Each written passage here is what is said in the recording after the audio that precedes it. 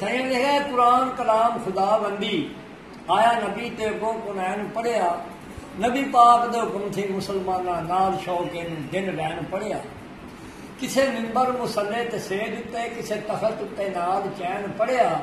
पढ़िया इंज नहीं किसे सरदार साईं जिवें नेज़े ते सखी हुसैन पढ़िया अली असगर नूं चुक शबीर आखन बेटा सलज़ाद दा ताज कर लै मैं ते कीता सी नाने दियां मोढ़ियां मेरी गोद विच तू महराज कर लै नाज़क गुंचिया ज़हरा दे चमन दिया आजा शाखे इमामन ते राज कर लै दीने हक लई तीर सरदार खा के जिंदा हाशमी खून दी लाज कर लै उठी नीम तसवर विच लै जिस दम मशरकैन बनिया मगरबैन बनिया छुरी हलक ते आई ज़बीउल्ला गैन गैर होया ऐन ऐन बनिया होया आल ते तदों दरूद लाज़म जदों आदिए शाहे कुनैन बनिया नबी अदी ज़हरा बेमिसल है सन अगों तां सरदार हुसैन बनिया जिस दे इश्क दे अशर तक हैन चर्चे जिस दे इश्क दे अशर तक हैन चर्चे बेमिसाल प्यार लाजवाल प्यार हुसैन दा है खा गई मौत यजीदियां सारियां जिंदा कुल परिवार हुसैन दा है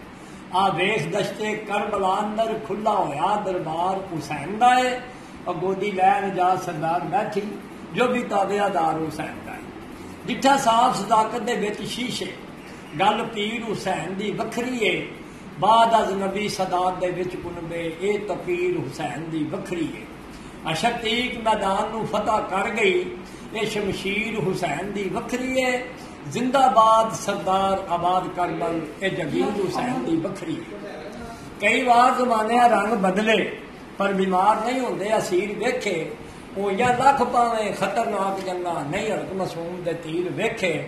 कदर पिसदा पितर नहीं वेख सकदा कतर वीर दा ना हम शीर वेखे अली अकबर ते तीर सरदार बरसर यारो सामने खला शबीर वेखे फिर वे लिखते ने पैन गोदड़ी सिदक सफा वाली पैन के आया उम्मीद दा हाँ कमली वाले दे पाक दरबार अंदर मैं मलंग हुसैन शहीद हाँ जरा दौलतां दी नहीं लोड़ आका फानी जिनस ना मूल खरीदा हाँ ये छोटा मुंह ते गल सरदार वड्डी तलबगार सरकार दी दीद दा हाँ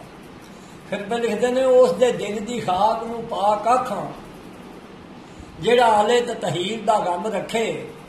जज्बा ओनों मुहम्मद शबाब अकबर अलक असगर दे तीर दा गम रखे सेरा कासम अब्बास दे बाजुआं दा जड़ा बीमार असीर दा गम रखे उन्होंने अशद दा खौफ सरदार की है जड़ा ज़ैनब दे वीर दा गम रखे